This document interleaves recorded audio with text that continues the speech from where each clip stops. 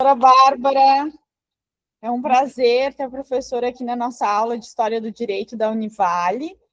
Nós somos do campus Cobrasol e estamos muito ansiosos pela sua palestra, porque realmente, assim, com toda a sua especialização em História do Direito, eu acredito que isso tem muito a acrescentar aqui para os nossos alunos.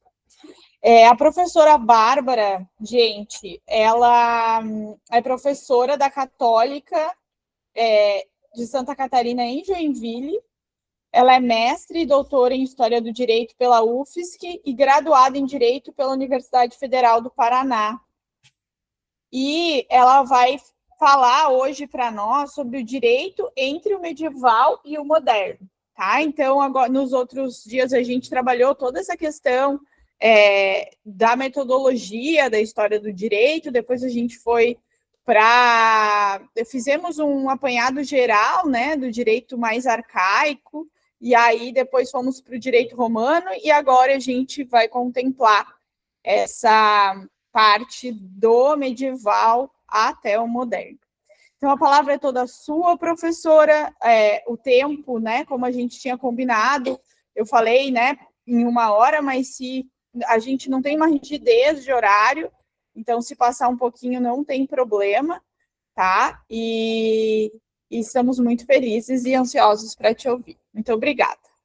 Obrigada, Prof. Caroline. Eu que agradeço, na verdade. Fico bem feliz, né, com o convite, com a oportunidade de falar um pouquinho sobre História do Direito, que é uma disciplina que eu também dou aula, né, e é uma disciplina que eu tenho bastante carinho justamente por ser, né, meu objeto de pesquisa, assim, por tanto tempo. Eu costumo, assim, falar, né, que os alunos geralmente perguntam assim, mas por que a gente tem História do Direito na grade curricular, né? Geralmente, não sei como é que é a experiência da Prof. Caroline, né? Mas eu, dando aula de História do Direito, geralmente é uma disciplina que, de início, assim, os alunos desconfiam um pouco, assim, não gostam muito. Já querem... Não, bem isso. Deixa eu só perguntar para os alunos, porque parece que a nossa caixa aqui da sala está dando... Ligar o seu microfone. Não, é o som do... Mas vocês estão escutando ela bem? Não, tá dando tá ruim, tá? Acho que vai baixar um pouquinho. Baixa um pouquinho para ver se melhora. No Data Show. No Data Show, mas como que eu faço já isso? tá no Data Show. Não, mas como que eu baixo o microfone? Será que vocês podem chamar o Wagner? Eu peço desculpa, Bárbara, mas essas coisas de tecnologia... Alguém pode chamar o Wagner lá para gente? Ele fica ali naquela salinha da... Lá no final, né? Aí eu vou pedir para tu falar de novo, só para a gente... Porque é como se a caixa tivesse estourada, sabe? Nas outras salas que eu dei aula, isso não aconteceu. Então, vamos ver por quê. Eu baixei um pouquinho o meu microfone. Fala um pouquinho para ver se... Vou testar agora. Tá melhor ou não? Ficou melhor, né, gente? Parece que ficou... Só que ficou baixinho, né? Aqui, Se não ó. tivesse barulho do ar-condicionado... Deixa eu ver. Fala um pouquinho mais agora, vamos ver. Vou testar aqui. Tá melhor? Não tá melhor? E agora? Não, melhorou. Melhorou? Deixa eu começar um pouquinho. Ou baixa só o Data Show, esse aí, daí eu entro lá. Fala de novo, vamos ver. Teste. Ai, desculpa. Imagina, não tem problema. Testando. Vocês estão me ouvindo bem? Agora melhorou, né? Vocês querem que eu... Mas não tem como desligar o ar-condicionado. Acho que agora deu um pouco. Então tá lá. Acho que deu. Vamos tentar. Assim, não tá tão alto como a gente gostaria. O nosso ar-condicionado é um pouco barulhento aqui também, mas vamos tentar. Tá, qualquer coisa me avisa que eu paro, volto. Eu sei que quando a gente faz assim online tem esses problemas. Então, conseguiram ouvir melhor agora, gente? Consegue se concentrar? Sim. Então tá, vamos lá. Bom, então, pessoal, o que eu estava conversando, né, é que geralmente a disciplina de História do Direito, o pessoal tem essa desconfiança, assim, inicial, né? Por que a gente está vendo isso? Não sei se na Univale também é no início do curso, a disciplina... Segundo semestre. Aqui na Católica, na primeira fase, né? Então, o pessoal chega, assim, geralmente já querendo, enfim, ter esse contato com um direito mais processual, já querendo, né, enfim, essa parte mais prática, e aí chega a história do direito, e geralmente os alunos desconfiam, tem uma resistência um pouquinho, assim, à disciplina. Eu costumo, né, dizer do porquê que a gente estuda a história do direito, né? Na verdade, nos últimos tempos, né, a história do direito tem sido retirada dos currículos, né, de muitas faculdades, porque ela deixou de ser uma disciplina obrigatória de forma presencial. Porém, ela permanece nos cursos que buscam uma formação mais crítica, né, que buscam justamente que o aluno tenha um pensamento, crie um pensamento mais autônomo, né? E por que ela é importante, a disciplina de história do direito, para isso, né? Justamente porque ela permite com que a gente conheça o direito, como que ele se organiza, o que é o direito em outros momentos da nossa história, não só do presente. Então, eu costumo fazer a comparação como se fosse uma viagem, né? Imagino que muitos aí gostem de viajar. Geralmente, o pessoal que gosta de viajar justamente porque tem esse contato com o diferente, né? Então, você sai daqui de Santa Catarina e vai, sei lá, para a Bahia, né? Aí chega na Bahia, você come as comidas típicas, você vê uma forma de falar diferente, né? Tudo isso a gente aprende com esse diferente, justamente porque você está saindo daquele conhecido, do confortável, né? E está conhecendo uma outra forma de organizar, de fazer, enfim, outras tradições, né? E a história do direito é um pouco isso, né? Essa viagem que a gente faz no tempo, justamente para conhecer outras formas de fazer e dizer o direito, né, que sejam diferentes das nossas, para que a gente tenha instrumentos para criticar as nossas formas de fazer o direito. Porque se a gente só conhece o nosso, fica muito difícil a gente conseguir pensar em alguma coisa diferente. A gente precisa expandir um pouco essa forma, né, de pensar, de conhecer, também reconhecer que existem outras formas de organizar o direito que são tão boas quanto dentro de uma cultura, enfim, dentro de uma forma de pensamento, né? E aprender com elas justamente para a gente conseguir, inclusive, perceber as escolhas políticas das nossas formas de dizer e fazer o direito, né? Então, eu costumo dizer que, geralmente, o pessoal pensa assim, hoje a gente tem um direito do Estado e todo, enfim, né, mais burocrático, engessado, porque isso foi resultado de uma grande evolução do direito, né? Mas quando a gente pensa isso, vai para pensar assim, tá, mas uma revolução sobre qual perspectiva? É muito confortável a gente pensar que, nossa, a gente nasceu no melhor momento possível, né? Que antes tudo era um pouco pior, né? Que a gente está aqui caminhando para um avançar, né, das coisas. Sendo que, na verdade, quando a gente vai cada vez mais aprofundando ali na história do direito, a gente vai percebendo que o que a gente tem hoje é fruto de escolhas políticas. Não era a única opção possível, né? Mas sim é o resultado ali, enfim, de uma série de decisões políticas, de uma forma de pensar, de uma cultura, etc, né? E por isso que eu acho tão interessante esse tema entre o medieval e o moderno, porque o medieval ele é quase uma antítese do que a gente tem hoje. Então, o que a gente pensa hoje do direito? Pensamos o direito hoje é o Estado. Sem o Estado, não temos um direito propriamente, né? Aquele direito oficial. Então, na turma de vocês, né, junto com a prof. Carolina, vocês conseguem fazer alguns combinados, por exemplo, de data de prova, o que vai cair, etc, né? Mas a prof. Carolina, por exemplo, não pode dizer assim, pessoal, agora ninguém mais precisa vir para aula. Porque existe uma norma, né? Uma norma que a gente precisa cumprir. E essa norma não é uma norma institucional apenas, né? Ela vem já de uma norma do Estado, que fala do mínimo de presença que precisa ter, né, disciplinas presenciais, etc. Então, a gente tem uma limitação de conseguir, enfim, fazer acordos, etc., por conta dessa norma oficial que vem de cima para baixo. Tem regras, às vezes, que o pessoal não concorda, mas que precisa cumprir, né? Sobre que a lei seca, geralmente, é o que o pessoal mais descumpre, né? Que é, não, mas, enfim, eu tomo uma cervejinha, até dirijo melhor, né? Mas, se você for pego numa blitz, independentemente, você pode não ter feito nada, nenhuma lesão, né? Ninguém. Mas, pelo simples fato de você estar alcoolizado dirigindo, você vai ser preso.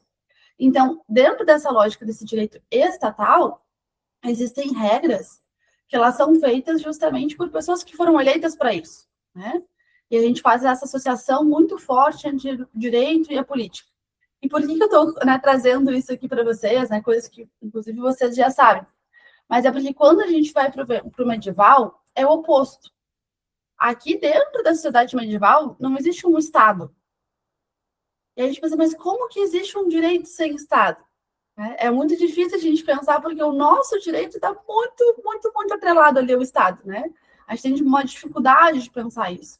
Mas quando a gente olha para toda a história do direito, assim, de modo geral, né, a gente percebe justamente que o direito estar atrelado ao Estado é algo muito mais recente e algo muito menor, assim, em tempo, né, do que o direito estar atrelado à tradição. Né? O que é a tradição? É esse costume, essa ideia de que as coisas elas vão sendo feitas de um jeito e elas vão se construindo daquele jeito porque funciona, porque dá certo.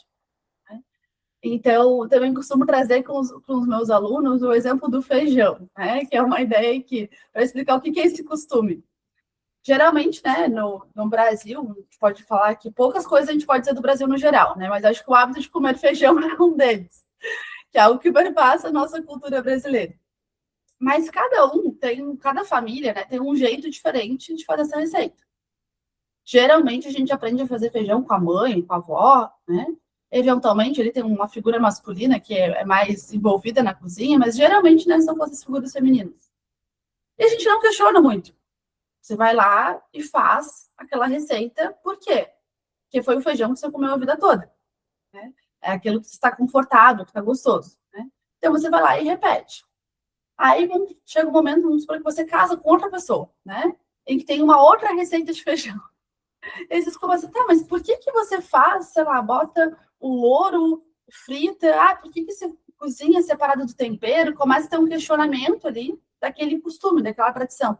E geralmente a gente não sabe responder. É porque, não sei. Não sei a química da coisa. Eu só faço assim porque eu fui ensinado assim e eu sei que fica gostoso assim. Né? Então, estou dando, claro, esse exemplo assim, bem superficial, né? Mas para a gente entender um pouquinho como que esse costume vai se construindo. Né? É justamente dentro dessa ideia de que algo vai sendo consolidado pelo tempo, então vai sendo repetido várias e várias vezes, né? Vai se criando, então, aquele hábito de fazer daquela forma, sem necessariamente questionar por que aquilo está sendo feito. Porque você tem uma segurança de que aquilo dá certo. Então, você vai questionar aquilo que não costuma dar certo. Então, você vai lá e faz um bolo, queimou o bolo, pergunta, onde eu errei, né? Mas se sempre faz da mesma forma e sempre funciona, aquilo vai permanecendo, né? E vai dando uma segurança. Então, voltando aqui um pouquinho, né? Quando a gente entra no direito da Idade Média, vocês viram o direito romano com a Prof. Caroline. Né? E ali, na parte do Império, existe toda essa estrutura burocrática, né? De Estado, de lei, enfim. Existe um direito um pouquinho mais próximo do que a gente conhece hoje, né? Tanto que o direito romano, a gente é o queridinho, né, dentro da história do direito, e vocês vão ver muitas vezes menções ao direito romano, em direito civil, em processo, em direito penal, né, administrativo, justamente porque esse direito, dentro dessa estrutura imperial, era o mais próximo do que a gente tem hoje. Existe essa estrutura ali que vai ter um imperador, então um líder, né, que seria esse chefe, digamos, né, de um suposto poder executivo. Claro, a gente ainda não tem a divisão de poderes aqui, mas dentro dessa ideia de que existe um líder, que o direito, ele só vai ser direito se passa, né, pelo aval desse chefe, né, dessa cidade, desse império. Então, ele é mais próximo, né, ao nosso. Mas o que acontece, né? Vocês todos sabem, que a gente aprende isso, inclusive na escola, né, que esse império cai. Temos a queda do Império Romano. E por que esse império cai? Existem vários fatores, né? Então, primeiro ali, o direito no Império Romano, eles viviam muito da expansão territorial. Então, o que trazia muita riqueza, né, para aquela cidade era justamente avançar, expandir, saquear, né, outros povos.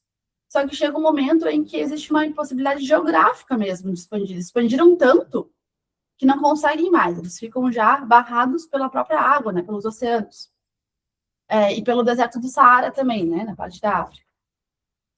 Isso, não podendo expandir, começa a cair a entrada de dinheiro, né, de riqueza aqui, né, dentro desse império. tendo uma menor arrecadação de renda, dentro de uma configuração, ali, uma organização política burocrática, o que acontece? Corrupção, né? Corrupção, que acho que todo mundo já tem, né, um contato sobre que volta e meia se escuta alguma coisa ali de corrupção. Aqui também não era diferente, né? Baixou a entrada de renda, as pessoas estavam acostumadas a ter um padrão de vida, começa a desviar, né, esse dinheiro do Estado. Isso também leva a uma deserção dos próprios exércitos, porque antes era muito bom você fazer parte do exército, porque estava invadindo outros povos, arrecadando dinheiro, né, arrecadando ali riquezas, e, enfim, mantendo um padrão de vida. Quando não se tem mais por onde expandir, esse exército vai perdendo o prestígio, e então, né, vai saindo gente desse exército, porque não compensa mais economicamente estar lá. Por outro lado, também, dentro dessas guerras, né, dessa expansão territorial, eles iam pegando muita gente, fazendo presos, né, de guerra para ser escravos. E a escravidão aqui, ela tinha um tempo, né, não era uma escravidão para sempre. Aí também, se a gente for pensar, as pessoas escravizadas não duram muito, né, porque são muito exploradas, né, dentro dessa força de trabalho. Então, também vai caindo essa mão de obra, né? Isso vai gerando uma crise na produção de alimentos. Onde tem fome, dá revolta, né? Eu não sei como que é aí na sua sala, prof, mas a minha da de manhã, meu Deus, o intervalo é inegociável, porque o pessoal já começa começa a barriga roncar, já dá ali, enfim, começa a ficar todo mundo agitado, né? Toda essa crise, né, vai levando a revoltas populares, crises políticas, né? Ao mesmo tempo em que não se consegue controlar todo esse território que é muito amplo, no meio dessas crises políticas em que eles mesmos, dentro dessa estrutura, não conseguem, né, se acertar. Então, esses territórios vão sendo reconquistados, né, cada vez mais, os povos ali vão sendo reconquistando o território que era um deles, né, até que a gente vai chegando nessa ebulição de várias invasões bárbaras, né. O que é importante aqui lembrar, gente, as invasões bárbaras não acontecem de um dia para o outro, né. A gente está falando aqui de vários anos, né, décadas que vão acontecendo isso, né. A gente fala, junta tudo num bolo só, porque é muita coisa se a gente for olhar especificamente, né? Mas não é algo assim que dá, enfim, nem é coordenado, né? Eles vão invadindo diferentes povos ali, vão invadindo esse terreno. Bom, e quando então vai se invadindo e reconquistando esses espaços, né? Qual que é a ideia aqui? É voltar para aquele direito tradicional. Por quê? Porque está todo mundo aqui de saco cheio desse direito burocrático, de corrupção, de político, né? O pessoal está assim, meu Deus, isso aqui não deu certo. A gente tentou aqui organizar um grande território, né, sob o comando de uma só pessoa. Isso gerou corrupção, gerou desvio de verba, né? Isso gerou, enfim, crise de alimentos, crise econômica. Então, vamos dar um passo atrás, vamos voltar e vamos organizar isso de forma menor. Vamos aqui voltar para aquela organização mais, digo tribal, não no sentido de para a gente pensar uma coisa indígena, né? Mas as tribos, os povos, no sentido de identidades culturais que vão se juntando, né? Por ali, famílias também, e que eles tenham uma autonomia de gestão sobre esses territórios. Então, é aí que entra a Idade Média, né? É justamente nessa ideia de que, opa, essa super-organização aqui burocrática não deu certo, a gente quer ter essa autonomia privada dentro, né, das lideranças culturais, enfim, um respeito também às particularidades locais de cada um. Então, você tem uma grande fragmentação política desse território, né? E aqui na Idade Média, justamente, a gente não tem essa figura do Estado. Por quê? Porque eles estavam se opondo justamente a isso, né? Tinham vivido essa estrutura do Estado super burocrática e entenderam que não deu certo, né? Que, enfim, teve muitos resultados negativos. E aí, como que se organiza isso, né? Aqui a gente tem o que a gente chama, não tem um Estado, tem os reinos, né? Então, esses reinos têm uma figura ali de um rei, mas que ele não é um rei que vai, assim, ser a palavra final, que vai dizer sim ou não, que vai determinar as regras, né? Esse rei, os feudos, né, que estão organizados sobre ele, ou seja, aqueles territórios menores que têm uma autossuficiência ali econômica, justamente vejam isso, né? Depois de uma crise de alimentos, para eles uma coisa muito importante é que tenha uma sustentabilidade ali, né? Então, a ideia é se organizar em comunidades rurais para que eles consigam manter esse alimento, consigam manter essa autossubsistência, né? e estão reunidos sobre um rei justamente para a questão de defesa. Porque pensem assim, foram décadas de invasões bárbaras, né? Então, bom, se a gente invadiu e reconquistou aqui esse território que era um dos romanos, alguém pode invadir o nosso também, né? E pode nos tirar o que é nosso. Então, é como se fossem vários, né, vários feudos que são reunidos sobre um rei, mas esse rei não vai dizer o que vai ser feito dentro de cada feudo. Ele vai ter ordens militares, né? Então, todos se juntam ali como uma cooperativa, né? Todos se juntam ali para se defender. Eu costumo falar que a Idade Média é como se fosse um grande condomínio rural, né?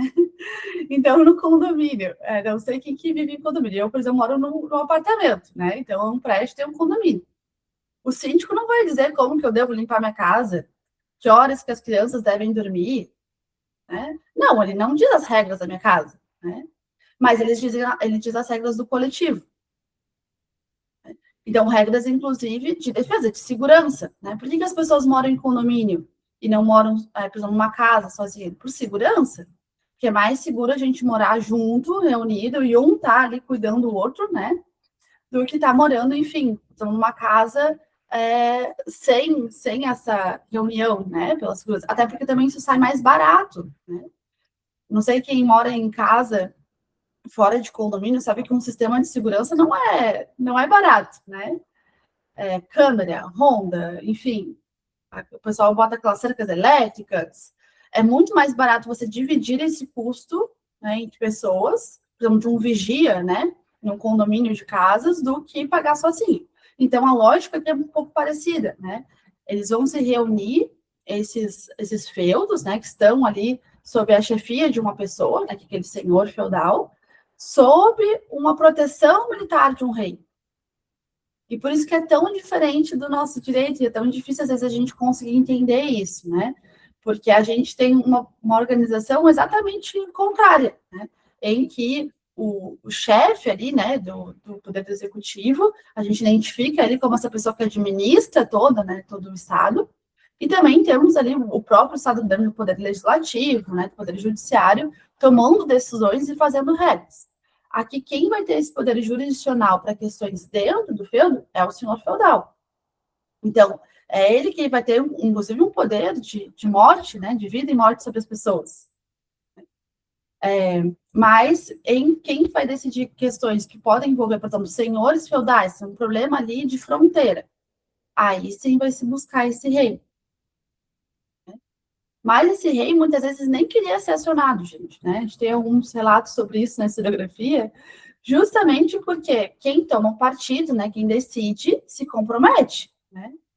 Então, a ideia aqui é evitar ao máximo ali, né, enfim, inclusive incomodar, né, esse rei com questões menores e só realmente acioná-lo em questões muito importantes, muito relevantes ali, que possam, enfim, comprometer a segurança de todos, né?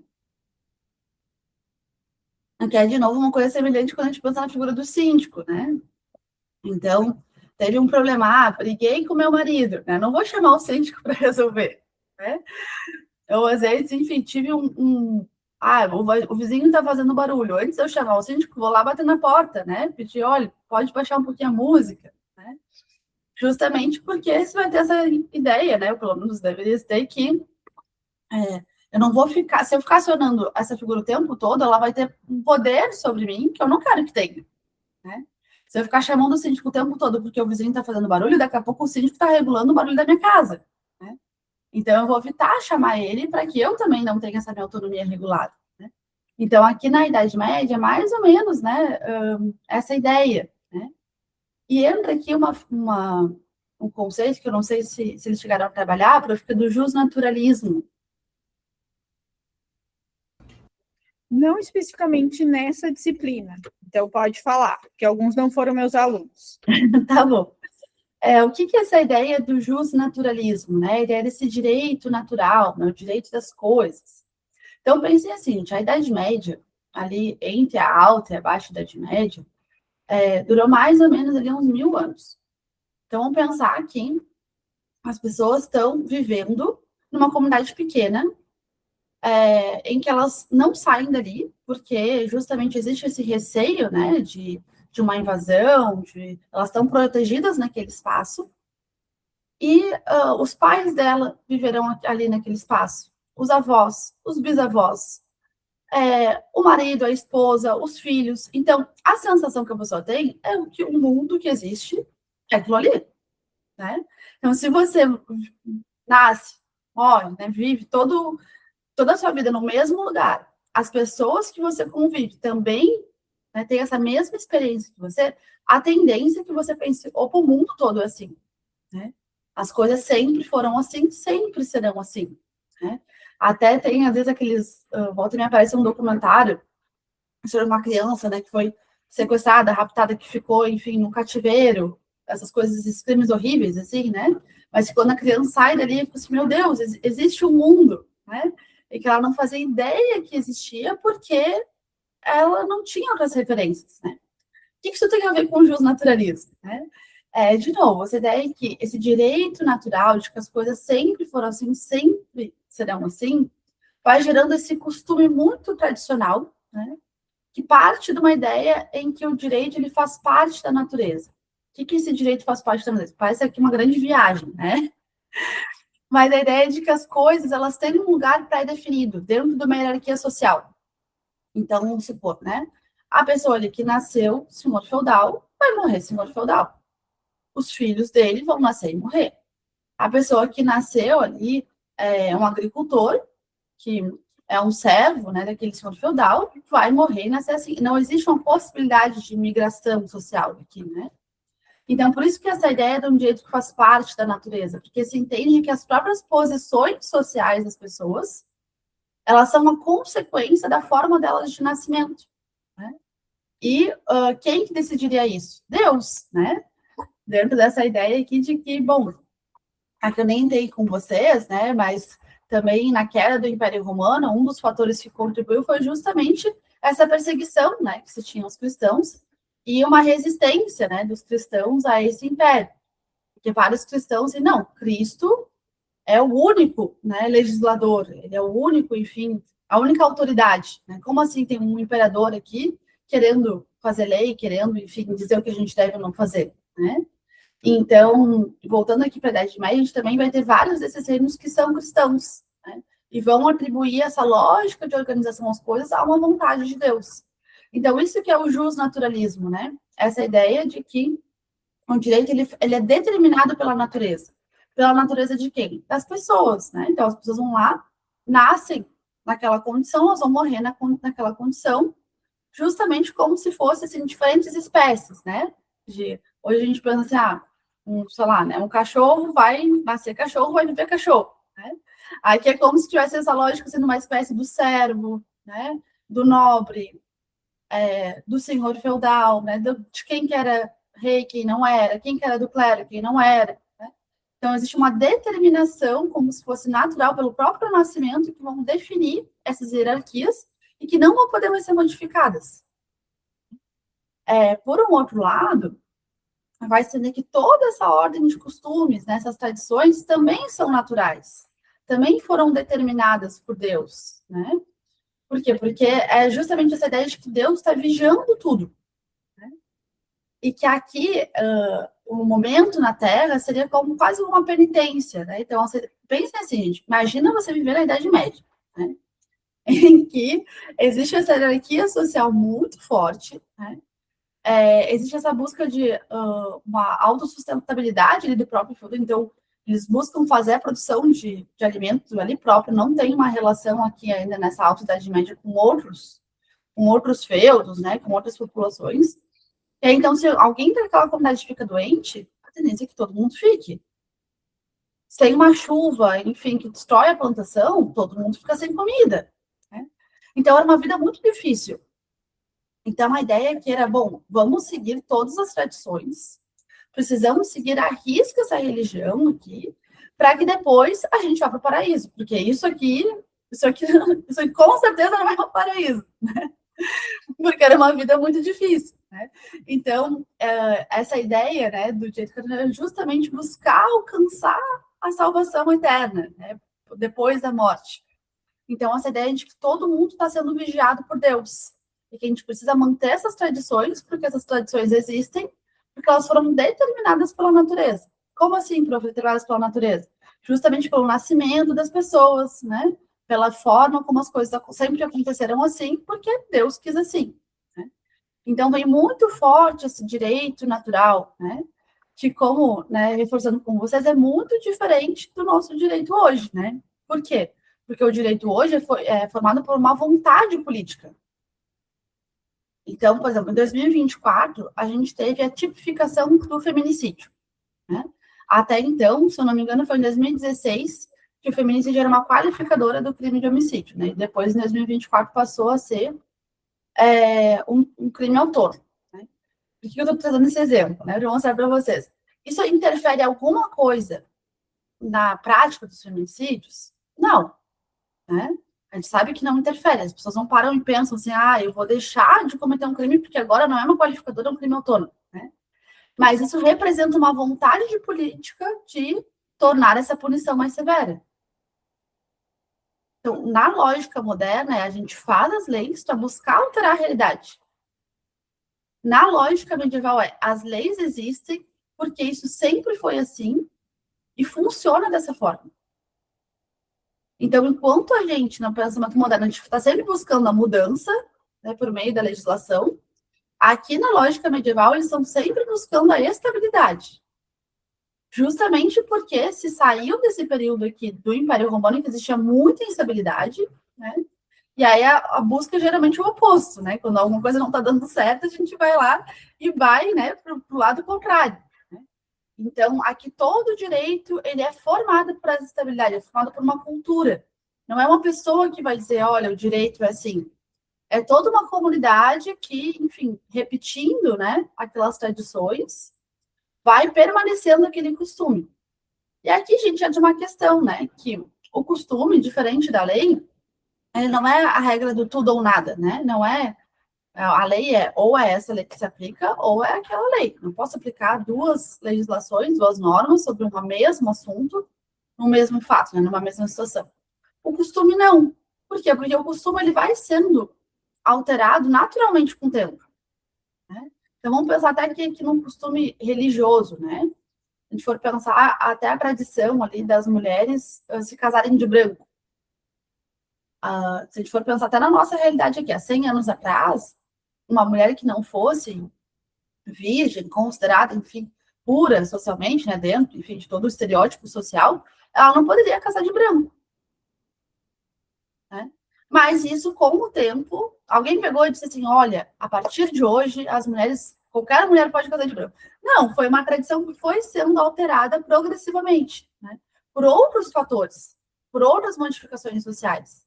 Então, a gente não consegue precisar exatamente olhar para trás e dizer, olha, foi no dia X, Y em que, a partir desse momento, mulheres passaram a casar de branco, independentemente, né, de uma questão moral. Não, isso vai sendo alterado progressivamente ali, com modificações sociais, né, sem que a gente consiga precisar exatamente uma data. E é isso que acontece aqui na Idade Média, né, esses costumes, eles vão se modificando, vão tendo ali variações, né, porque os casos são múltiplos. Então, se eu tenho uma situação, por exemplo, aqui, em que existe um problema de fronteira entre um feudo e outro, né? Pode ser que, então, estou inventando aqui, tá, gente? É só para dar um exemplo para vocês. Existe uma tradição que o rio divide os feudos. Então, se existe um rio ali próximo, é esse rio que vai delimitar, porque facilita, vamos supor, essa divisão. Beleza. Mas tem uma situação aqui em que não tem rio, né? Ou que esse rio existia e esse rio secou. Então, a gente vai precisar pensar em outra coisa para conseguir fazer essa divisão. Mas aqui dentro dessa lógica medieval não, eu não posso criar o direito. Eu não posso ter um critério arbitrário e dizer, não, é essa árvore que vai dividir. Porque não sou eu, não é o rei que faz o direito, não é, enfim, o senhor feudal que faz o direito, né? É Deus, é a tradição. Então, eu preciso buscar uma tradição para que eu possa legitimar, validar essa escolha. Aqui a ideia é que ninguém tem esse poder, porque é um poder divino.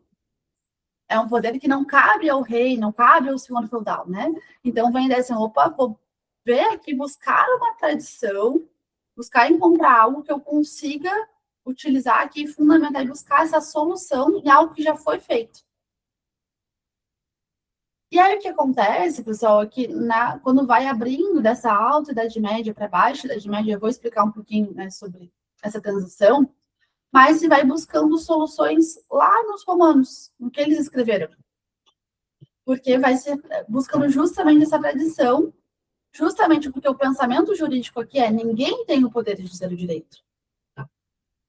Ninguém tem essa autoridade de criar algo novo, né? Dizer o direito nesse sentido, né? No sentido de criar uma coisa completamente nova e arbitrária.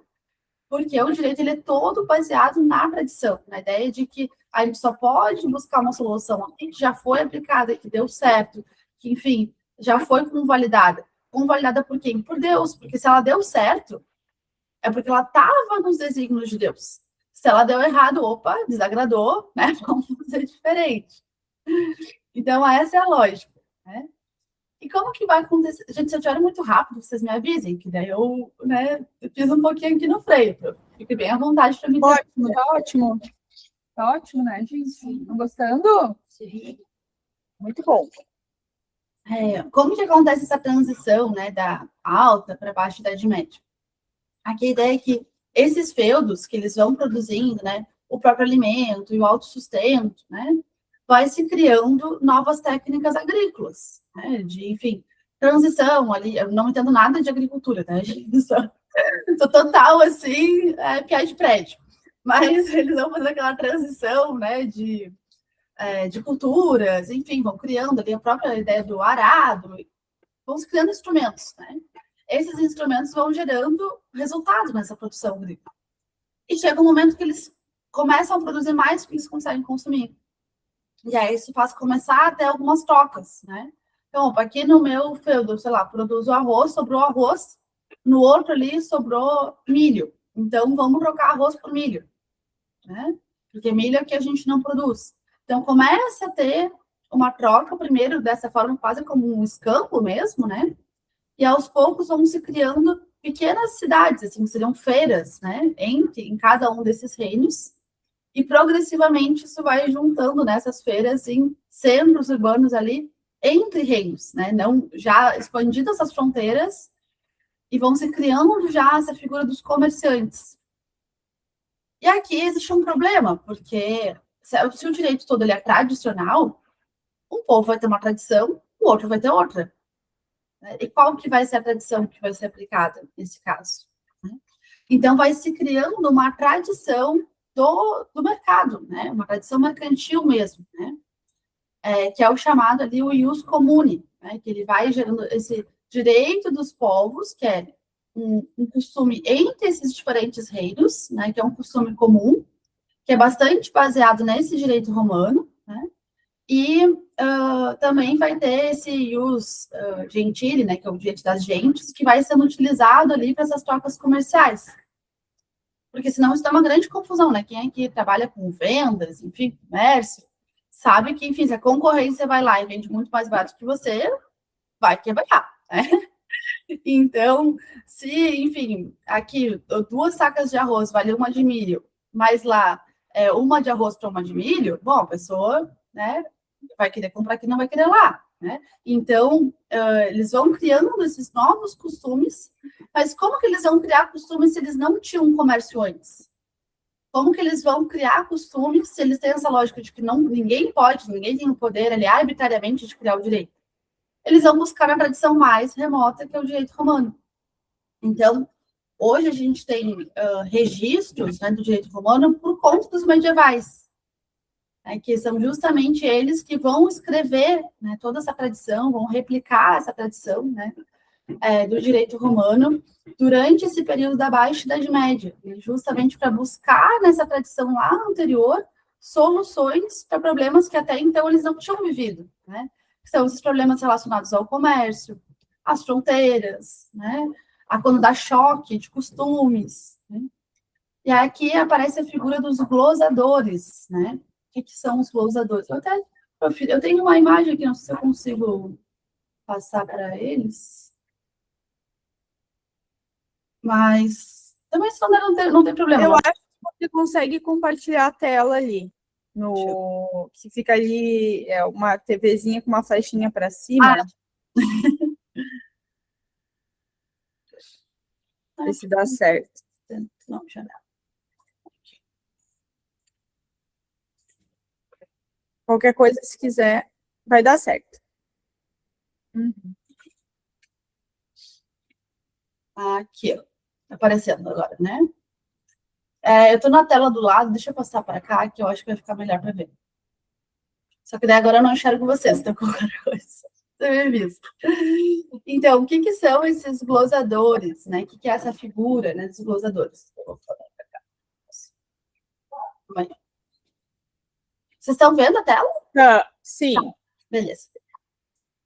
Aqui, né, são esses caras aqui que eles vão pegar lá o corpus iuris civilis, lá do direito romano, né, e vão começar a estudar ele para buscar tradições ali lá do direito romano para que eles consigam resolver esses problemas do comércio, né, resolver, enfim, problemas entre fronteiras, então, até entre estrangeiros, né, então, bom, tem uma pessoa aqui que está convivendo nesse feudo aqui, ela comete um crime, por exemplo. Ela vai ser julgada aqui ou vai ser julgada lá, né, de onde ela veio? Então, essas tradições, elas vão ser estudadas lá no Corpus Iuris Civilis, e vai tendo necessidade de formar juristas. Mas essa figura do jurista, ela vai surgir aqui justamente na Baixa Idade Média, em que eu preciso de alguém dentro da sociedade que entenda dessas tradições, que saiba tradições que as demais pessoas não sabem, porque elas não viveram, né? Elas sabem as tradições do seu momento atual, né? Mas elas precisam de alguém que saiba essas tradições lá do passado e que consiga, então, resolver demandas do presente a partir dessas tradições do passado que voltam a ser relevantes, né, nesse novo contexto aqui social e mercantil. Então, aqui vão surgindo as universidades, né? A primeira universidade, uma das primeiras, né, é a Universidade de Bolonha, né, que fica hoje na Itália, né? Que justamente ali iam pessoas, claro, da nobreza, né? Nenhum agricultor ia fazer universidade, né? Eram pessoas da nobreza que iam, então, aprender o Corpus Iuris Civilis, e eles iam copiando os comentários do seu mestre no seu próprio Corpus Iuris Civilis, né? Pensem a trabalheira disso aqui, gente, porque é como se fosse um vade-mecum, né? E um vade-mecum comentário. Mas que naquela época, enfim, não tinha imprensa, né? Então, era tudo escrito à mão. Então, se copiava todo o Corpus Iuris Civilis, né? E depois se fazia esses comentários na borda. O que eram esses comentários, né? Eram justamente atualizações desse costume a partir do costume medieval. Então, vejam que a coisa vai ficando mais sofisticada, né? Porque agora eles têm que conciliar um costume lá do direito romano, né? Esse costume que veio anterior, com o costume, a tradição daquele momento ali medieval, né? E eles vão escrevendo, então, como que eles vão resolvendo esses casos nessa borda, assim, né, do Corpus Iuris Civilis. À medida que isso vai se desenvolvendo e vai se complexificando, né, vai surgindo aqui, deixa eu passar para cá, a figura dos glosadores, né? Qual que é a diferença dos comentadores para os glosadores? Os glosadores, eles iam ali comentando, dizendo assim, olha, isso aqui significa tal coisa, né?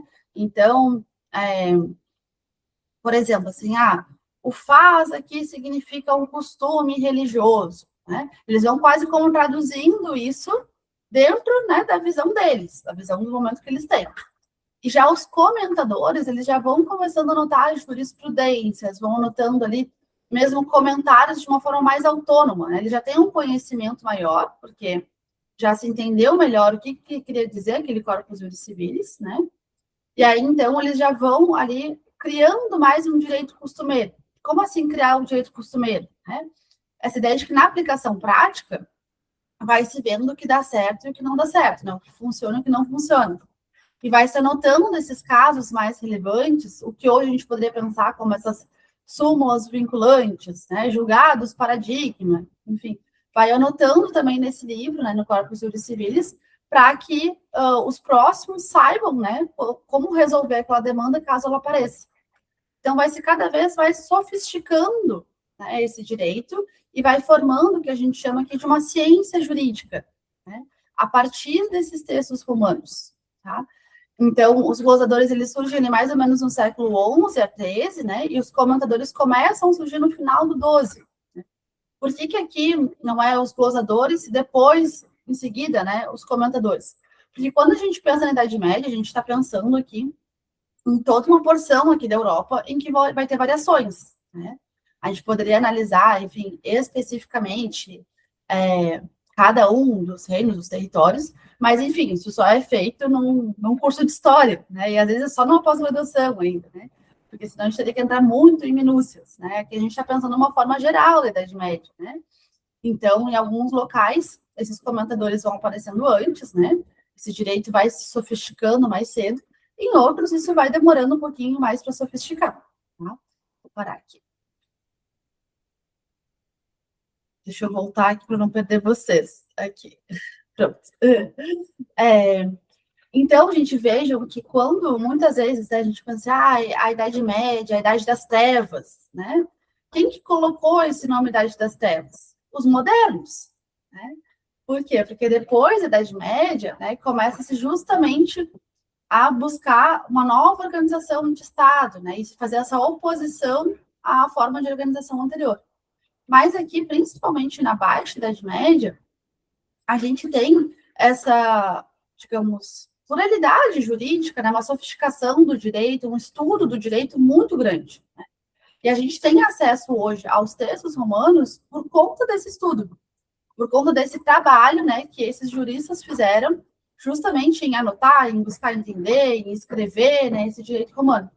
E, claro, aqui eles fizeram a partir da perspectiva deles, né? Eles não estavam preocupados em entender como que os romanos, dentro da lógica romana, enfim, aplicavam aquilo. Eles estavam resgatando esses textos de forma utilitária, funcional, né? Eles queriam soluções, né?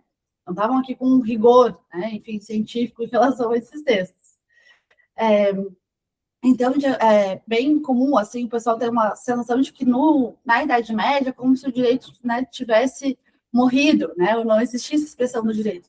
Sendo que, na verdade, nesse período, principalmente da Baixa Idade Média, ele floresceu de forma muito forte. Né? E aí, depois, não vai dar tempo de, enfim, de entrar em muitos detalhes aqui, né, mas a ideia é que, justamente, quando vai se expandindo essas fronteiras, né, vai gerando ali relações entre esses feudos, né? Vai se tendo a necessidade justamente, de novo, de ter uma figura centralizadora do poder.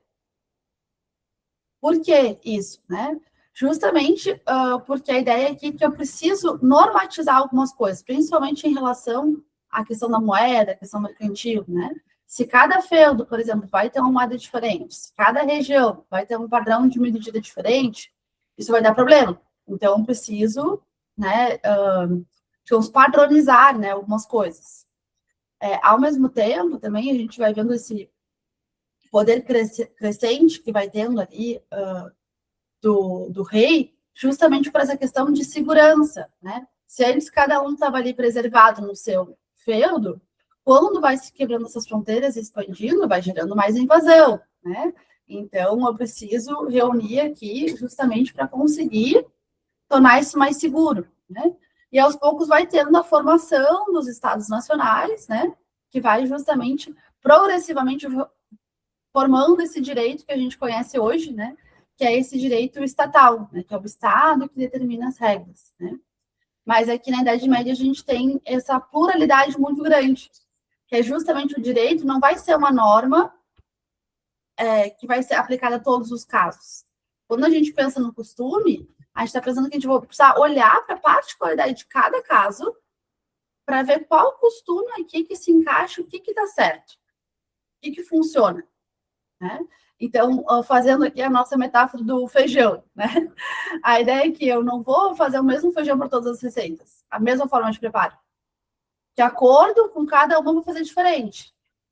Tem uma pessoa que, sei lá, né, tem um problema com alho, então eu não vou botar alho, né? Mas tem aqui uma receita que é para fazer, sei lá, tutu de feijão, então vai ser diferente isso aqui para que o resultado dê certo. Então, a ideia é que na Idade Média a gente tem um pluralismo jurídico. Então, tem uma norma só, que vai ser aplicada a todos os casos que são semelhantes. É o inverso. A ideia é que eu vou ter tantas normas, tantos costumes, quanto forem a necessidade dos casos concretos. Então, se eu tenho um caso que trouxe uma particularidade, eu vou buscar lá na tradição romana, se aquilo não existe antes ali na tradição medieval, para eu buscar resolver. E a partir disso, eu crio uma norma para aqueles casos, para uma nova categoria, né? Surgiu uma nova especificidade, então vou criar uma nova categoria aqui, buscar novos costumes para isso. Então, é comum que exista uma diferença aqui, né, de tratamento, em que, por exemplo, um nobre vai ser julgado por uma mesma coisa de um jeito, e um agricultor, um comerciante vai ser de outro. Por quê? Porque a tradição do nobre vai ser diferente da tradição do artesão, vai ser diferente da tradição, enfim, do colono, né? Então, isso também vai gerando depois algumas revoltas e indignações para a gente voltar para esse direito padronizado que é o que a gente tem hoje. Pessoal, foi assim, um grande apanhado, né? Não sei se ficou tão muito claro, assim, a minha ideia aqui era trazer para vocês um pouco dessas diferenças, né? E a gente conseguir perceber um momento ali da sociedade em que a gente teve um direito muito costumeiro, e que é uma forma de fazer o direito bastante diferente da nossa. Outra coisa que eu acho bem importante que mencionar, que eu acabei não colocando no início, né, é por que a gente estuda isso, né? Por que a gente estuda o direito romano, por que a gente estuda o direito na Idade Média, essa transição depois para a Idade Moderna, né? Por conta justamente da nossa história jurídica, né? Então, nós enquanto brasileiros, enquanto Estado brasileiro, somos um país que foi colonizado.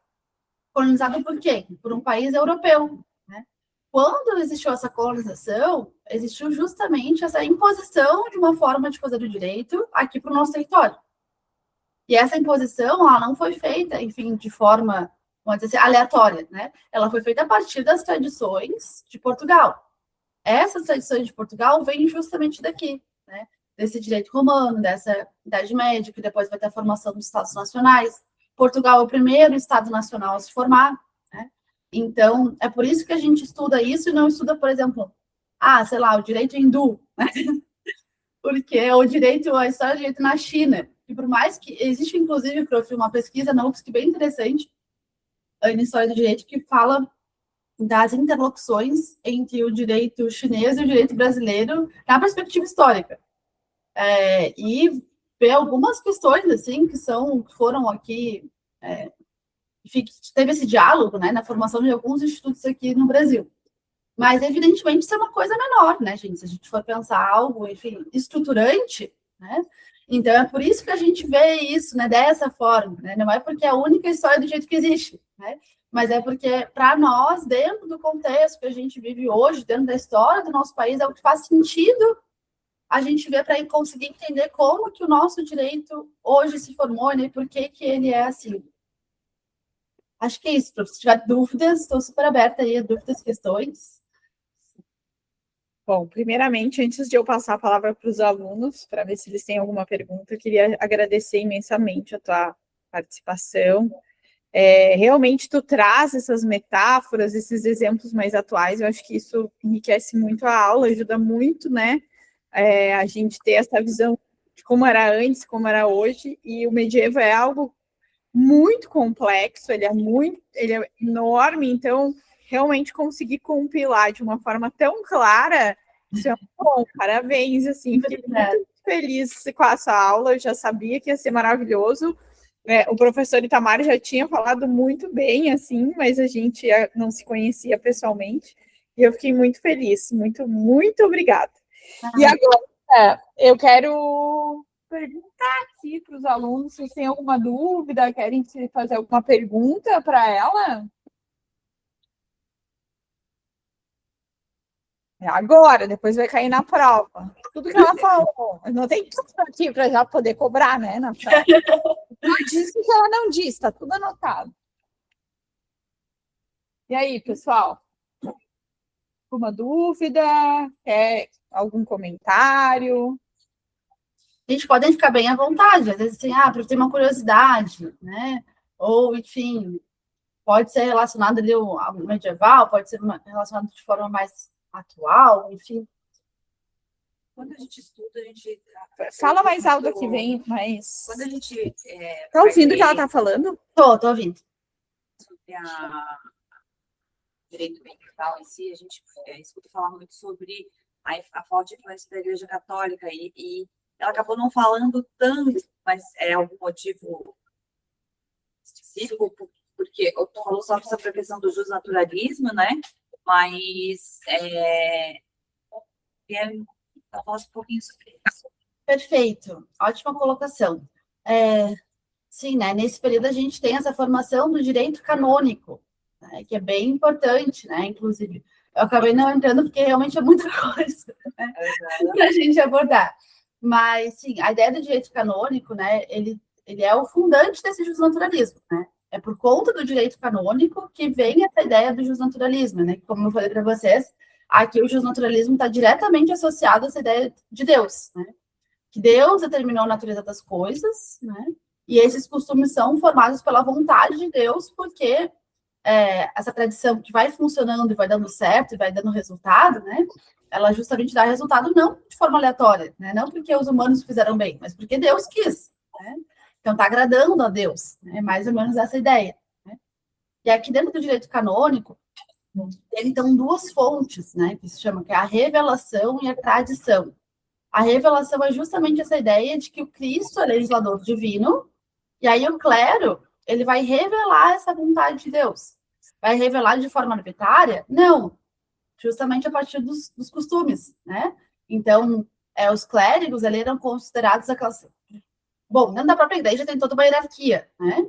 Mas os clérigos mais antigos eram justamente aqueles que tinham mais conhecimento das tradições, porque eles viveram mais tempo, né? Então, eles eram muitas vezes consultados justamente para dizer como que as coisas deveriam ser feitas pela sua própria experiência enquanto, né, vivente daquela sociedade.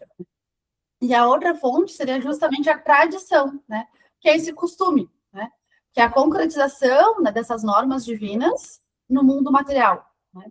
Eu sei que isso faz muito abstrato, mas é porque é uma ideia aqui, né, de que a gente tem que pensar lá na lógica da Idade Média, a ideia que Deus está em todas as coisas. É como se fosse aqui um grande Big Brother divino, né? Em que Deus está observando tudo, né? E ele está, inclusive, determinando. Então, se chove é porque Deus quis, né? Enfim, se alguém teve uma peste aqui, né? Por exemplo, uma peste negra que acontece nesse período, existe aqui uma vontade divina, a gente precisa entender o que Deus está querendo dizer, né? Qual o recado que ele está querendo nos mandar aqui, né? Então, essa é a ideia da revelação, que Deus vai se revelar nessa natureza, então, nessa ordem social, né? Então, por que enfim, o senhor feudal teve só filhas e não teve um filho homem, por exemplo, para herdar? É porque Deus aqui está determinando isso. Então, essa que é a revelação, né? E já a tradição é justamente esse costume que vai sendo escrito pelos clérigos, né? E que vai sendo aplicado justamente por meio dessa repetição, né? Então, aqui a gente pode pensar na tradição, por exemplo, como a ideia do vestido branco, né? Para as mulheres, só para as mulheres que são virgens. É a revelação como essa norma que é, não, a mulher para casar, né, precisa, enfim, com muitas aspas aqui, né, ser pura, né? Então, essa seria essa revelação, a norma que, enfim, teria vindo lá de Cristo, mas a tradição se materializa pelo vestido branco, né? Então, a gente tem essas duas fontes aqui bem presentes no direito canônico. E ainda temos uma figura muito importante aqui, que é o Santo Agostinho, de Hipona, né? E depois temos o São Tomás de Aquino, né? Em que o Santo Agostinho vai ter essa inspiração ali mais platônica, né? De uma ideia de que existe um mundo divino superior e o mundo mundano é bom, né? Mas é um plano mundano, né? Inferior, e que justamente essa ideia da penitência que eu falei para vocês, né? A gente está vivendo aqui para um dia, se a gente fizer tudo certo, cumprir todas as regras, todas as tradições, a gente poder ascender, né, a essa vida eterna, nesse plano superior, enfim, inalcançável. E já a ideia do São Tomás de Aquino já vem de uma razão aristotélica, né? Então, numa ideia de que Deus está dentro de todas as coisas, né? E que, então, eu consigo acessar o divino a partir do momento em que eu rezo, a partir do momento em que ele aproxima um pouco essa distância, né, entre, digamos, o céu e a terra, né? Então, enquanto ali o Santo Agostinho tem uma visão de que o céu, né, é o mundo divino e a terra aqui é a penitência, e a gente só vai alcançar isso depois da morte, esse céu. Já o São Tomás de Aquino não, ele tem uma visão de que a gente consegue acessar Deus o tempo todo quando a gente está cumprindo ali os costumes, quando a gente está, enfim, buscando, né, concretizar os seus ensinamentos aqui na Terra. Eu falo também, assim, né, bem superficialmente para vocês. Nossa, mas tem um poder de síntese incrível. Muito obrigada. Eu quero perguntar mais para os alunos. Alguém quer fazer mais alguma pergunta? Não, estou sabendo tudo. Tudo. Então tá, vamos tirar uma fotinho aqui. Vou tentar fazer um print. Os alunos de lá não estão aparecendo. Se der para fechar aquela cortina. Pintar lá atrás, eu acho que consegue. Só fechar.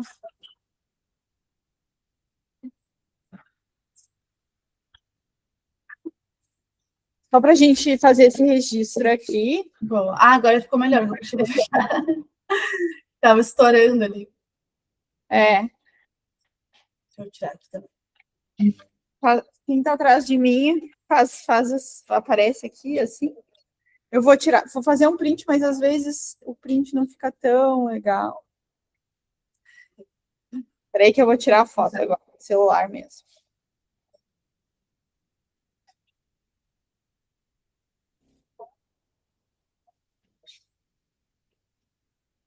É isso, prof. Bárbara, muito obrigada. Aquela ideia de ter para a semana de iniciação científica tá de pé, tá?